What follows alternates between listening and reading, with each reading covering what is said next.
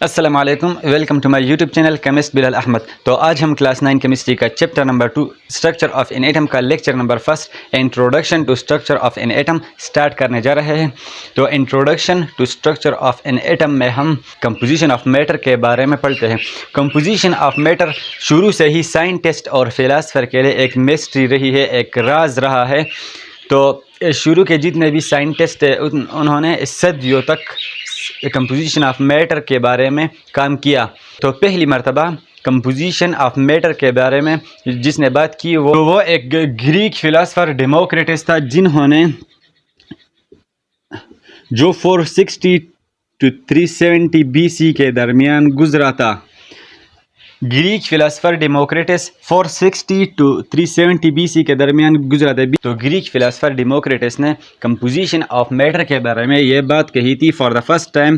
اس سے پہلے کسی نے بھی کمپوزیشن آف میٹر کے بارے میں بات نہیں کی تھی، جس طرح اس ڈیموکریٹس گریک فلاسفر نے کہا کہ جو بھی میٹر ہو دنیا میں، کہیں بھی میٹر ہو، تو سب کا سب جتنا بھی میٹر ہے وہ ہمارے پاس اسمال ٹینی پارٹیکل سے بنا ہوگا۔ مطلب میٹر اگر ہم اٹھا لیں ایگزامپل کے طور، یہ ہمارے پاس ایک میٹر ہو گیا، سپوز کرے یہ ایگزامپل ہم نے لیا، یہ ایک میٹر ہو گیا یہ، تو ہر میٹر بہت اسمال چھوٹے پارٹیکل سے بنا ہوگا، اور ان چھوٹے پارٹیکلز کو ڈیموکریٹس نے نام دیا۔ یہ جو ٹینی پارٹیکلز ہے، یہ کیا ہے؟ یہ ہے ٹینی پارٹیکلز۔ تو ان ٹینی پارٹیکلز کو ڈیموکریٹس نے نام دیا ایٹمس کا۔ کس کا؟ ایٹمس۔ اب ایٹمس کا مطلب کیا ہے؟ ایٹمس، اے مطلب نٹ، اے کا مطلب ہے نٹ، اور ٹومس کا مطلب ہے ٹو بی کٹ۔ تو ایٹمس کا کیا مطلب ہوا؟ نٹ ٹو بی کٹ۔ مطلب گریک فلاسفر ڈیموکریٹس کا یہ خیال تھا کہ میٹر جو ہمارے پاس ٹینی پارٹیکل سے بنا ہوتا ہے، یہ ٹینی پارٹیکلز مزید ڈیویزیبل نہیں ہوتے، یہ ٹینی پارٹیکلز مزید کسی اور پارٹیکل سے نہیں بنا ہوتا۔ مطلب یہ ٹینی پارٹیکلز فردر ڈیوائڈ نہیں ہو سکتے، جو کہ ڈیموکریٹس کی یہ بات پھر بعد میں غلط ثابت ہوئی، کیونکہ ایٹم ہمارے پاس ڈیویزیبل ہے۔ اور یہ ایٹم کا جوڑ ہے، فرسٹ ٹائم 400 BC میں یوز ہوا تھا ایٹم کا، پھر بعد میں ایٹمس سے ایٹم بن گیا پھر۔ اور یہ ایٹم کا word for the first time use ہوا تھا 400 BC میں۔ ایٹم کا word for the first time کب یوز ہوا تھا؟ 400 BC میں۔